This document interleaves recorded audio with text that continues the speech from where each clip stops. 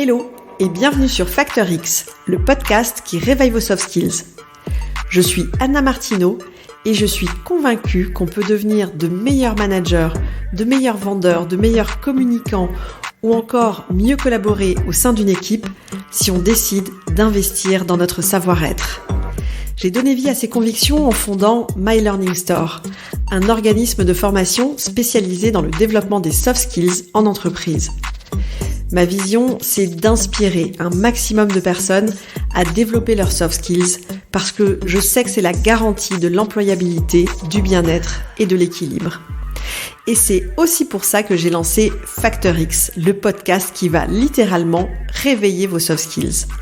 Ici, je vous livre des pratiques qui marchent pour réveiller votre truc en plus, libérer votre potentiel et devenir une meilleure version de vous-même. Quand j'ai démarré dans la vente, mon manager de l'époque m'a offert un livre. Quand il me l'a donné, il m'a dit « Lis ça attentivement et j'espère qu'il changera ta vie autant qu'il a changé la mienne ». J'ai regardé la pochette du livre et j'avoue, j'étais très surprise et je ne l'ai pas très bien pris. Ce livre s'appelle « Comment se faire des amis ». Et je lui ai dit « Mais attends, c'est quoi ce truc ? Est-ce que j'ai un problème relationnel ? Enfin, je comprends pas. » Il m'a répondu ce que je réponds aujourd'hui quand il m'arrive encore d'offrir ce livre aux autres. Ne t'arrête pas au titre, lis-le, tu verras. Et aujourd'hui, j'ai envie de virtuellement vous offrir aussi ces enseignements. Si vous êtes dans le domaine de la vente, que vous soyez débutant ou expérimenté, ce livre est une vraie mine d'or. La vente, c'est pas une question de transaction commerciale pour moi, c'est une question de relations humaines. Et Dale Carnegie, l'auteur du livre, est pour moi le maître absolu en ce qui concerne l'art des relations humaines.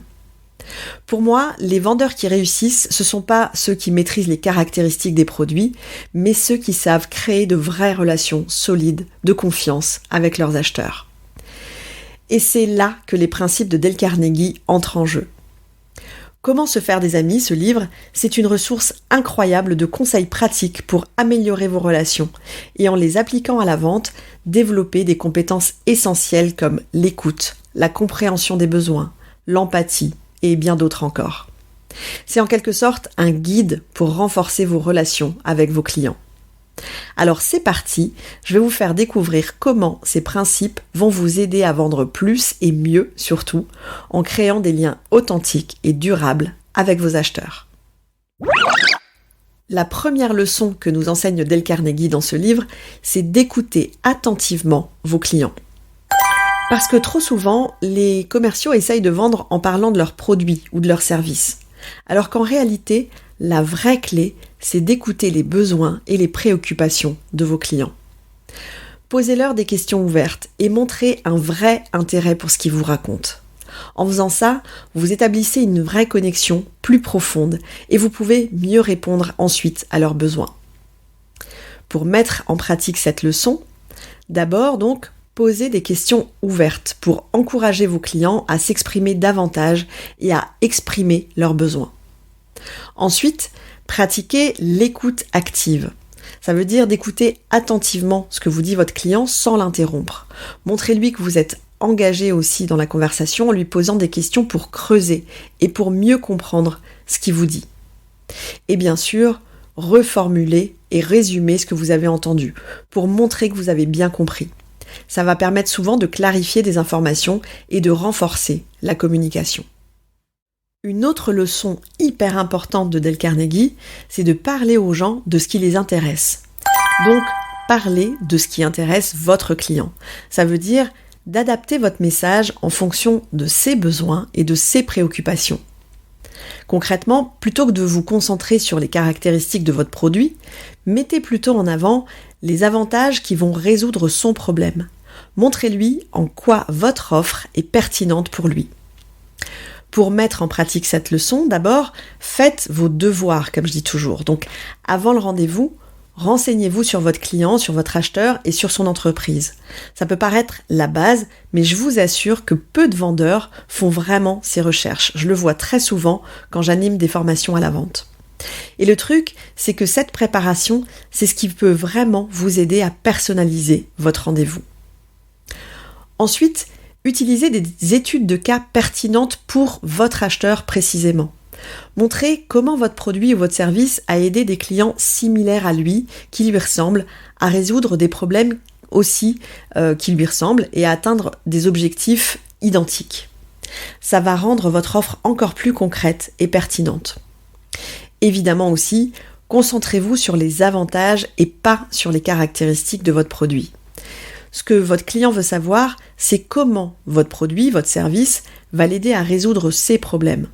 Donc, au lieu de simplement énumérer une liste de fonctionnalités vraiment géniales de votre produit, dont peut-être il ne va pas se servir, expliquez comment toutes ces fonctionnalités vont l'aider à résoudre ses problèmes. Une autre leçon, c'est de faire sentir à votre client qu'il est important. Parce qu'on aime tous se sentir important, valorisé, respecté. Honnêtement, la personne la plus importante pour moi, c'est moi. Donc, concrètement, quand vous vous adressez à votre client, à votre acheteur, que ce soit dans des mails ou en face à face, utilisez son nom, son prénom. Montrez-lui que vous vous adressez spécifiquement à lui. Soyez attentionné et faites preuve d'empathie par rapport à sa situation. Pour Dale Carnegie, un élément important dans la qualité de nos relations, c'est de susciter de l'enthousiasme autour de nous. Et c'est vrai que les gens sont plutôt attirés par ceux qui sont passionnés par ce qu'ils font. Si vous êtes authentique et que vous démontrez de l'enthousiasme à propos de votre produit ou de votre service, votre client le ressent. Donc pour mettre en pratique cette leçon, déjà partagez votre passion, parlez avec enthousiasme de votre produit, de votre service, montrez que vous y croyez vraiment. Ensuite, vous pouvez utiliser des anecdotes positives, raconter des histoires ou des expériences qui mettent en valeur, qui mettent en avant les avantages et les réussites de votre produit dans d'autres situations. Et évidemment, dans votre manière de communiquer, soyez énergique et positif. Une attitude positive peut être vite très contagieuse, donc montrez que vous êtes enthousiaste à propos de la possibilité d'aider votre client. Enfin, la 5e leçon à retenir de Dale Carnegie, c'est de célébrer les succès. Une fois que vous avez conclu la vente, passez pas simplement à autre chose. Remerciez votre client évidemment, ça paraît juste logique et la moindre des politesses, mais surtout montrez-lui à quel point vous êtes content de cette collaboration, comme ça vous fait plaisir, et faites aussi en sorte qu'il se sente bien lui aussi de travailler avec vous. Parce qu'on le sait, un client satisfait, il est beaucoup plus susceptible de revenir, de racheter chez vous et aussi de vous recommander auprès de son entourage. Donc pour mettre en pratique tout ça, évidemment, remerciez votre client. Faites ensuite un suivi parce que on l'oublie parfois, mais après la vente, c'est important de vous assurer que votre client est vraiment content. Donc appelez-le, demandez-lui s'il a des questions ou des préoccupations peut-être. Et aussi, osez demander des recommandations. Parce qu'on sait, un client satisfait, il pourra vous recommander à d'autres personnes. Il a forcément, dans son entourage, des personnes qui sont dans la même situation que lui. Et donc, si vous lui demandez, il sera beaucoup plus susceptible de vous recommander de manière naturelle. On vient de voir les 5 leçons de Dale Carnegie pour vendre plus et surtout pour vendre mieux. En écoutant vos clients, en leur parlant de ce qui les intéresse eux, en leur faisant sentir que eux sont importants, en suscitant de l'enthousiasme et en célébrant les succès, vous pouvez créer une vraie relation de confiance et avoir un impact fort sur votre chiffre d'affaires. Alors maintenant, à vous de jouer pour mettre tous ces principes en pratique. Et justement, on passe à mon challenge de la semaine. Et aujourd'hui, j'ai envie de vous faire progresser sur le concept numéro 2, c'est-à-dire de parler à votre client de ce qui l'intéresse lui. On va faire un exercice que je mets en place souvent dans les formations commerciales que j'anime avec mes participants. Donc prenez une feuille et un stylo. Sur cette feuille, vous allez faire un trait au milieu, en fait vous allez la séparer en 2 colonnes. Sur la colonne de gauche, vous allez noter caractéristiques en haut. Et sur celle de droite, vous notez avantages. Maintenant que c'est fait, pensez à un client récent, ou mieux encore, à un prospect que vous avez peut-être rendez-vous bientôt et vous avez déjà préparé votre rendez-vous. Ça y est, vous avez le client en tête ? Alors maintenant, vous allez commencer par lister une série de caractéristiques de votre produit, de ce que vous êtes susceptible de placer chez le client ou chez le prospect. Imaginons par exemple que vous vendiez un abonnement dans une salle de sport. Les caractéristiques, ça peut être une séance découverte offerte, 2 cours collectifs par semaine et un accès 7 jours sur 7 aux équipements, pas d'engagement. Maintenant, sur la colonne de droite, notez les avantages qui correspondent à chacune de ces caractéristiques.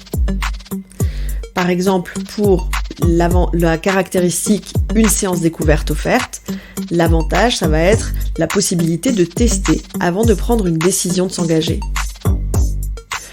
Pour les 2 cours collectifs par semaine et l'accès 7 jours sur 7 aux équipements, ça peut être l'avantage d'atteindre ses objectifs santé avec un accès libre, par exemple.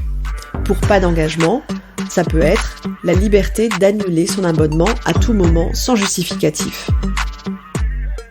Si vous avez besoin d'un autre exemple, pour moi, imaginons que je vende une formation à une force de vente, justement, ça donnerait en caractéristique 3 jours de training espacés de 2 semaines entre chaque journée, training intensif avec des mises en situation adaptées au contexte de chaque participant et, on va dire, séquence d'appels de prospection, coachés en live pour 10 commerciaux et, admettons, un prix de vente de 6 000 €. Les avantages qui seront liés à ces caractéristiques peuvent être un entraînement sur mesure pour une mise en pratique terrain immédiate, la mise en pratique dès le lendemain du jour 1 de la formation pour tester immédiatement et favoriser l'ancrage des nouvelles habitudes, 50 rendez-vous pris à l'occasion de la séance de prospection coachée, et si on estime à la louche que sur 50 rendez-vous pris, 15 vont se transformer en vente effective, pour un CA, disons, de 30 000 €, ça donne un retour sur investissement de 4% sur la valeur de la formation. Donc n'oubliez pas, ce que votre client veut savoir, c'est pas comment marche votre produit, parce que ça, il peut aller sur internet pour comprendre, il n'y a pas de problème. Ce qu'il veut savoir, c'est comment votre produit va l'aider à résoudre ses problèmes. Alors préparez votre prochain rendez-vous et parlez à votre client des avantages que vous allez lui apporter. Quant à moi, il ne me reste plus qu'à vous donner rendez-vous la semaine prochaine pour d'autres pratiques actionnables dans votre quotidien. Ciao, ciao! Si cet épisode vous a plu, le meilleur moyen de me le dire, c'est déjà de vous abonner au podcast et aussi de me laisser un avis 5 étoiles avec un petit commentaire sympa sur Apple Podcast. Vos avis et surtout vos commentaires, ça va vraiment m'aider à mieux référencer le podcast sur iTunes et ça me motive encore plus à continuer à enregistrer ces épisodes toutes les semaines. Alors d'avance, merci pour ça!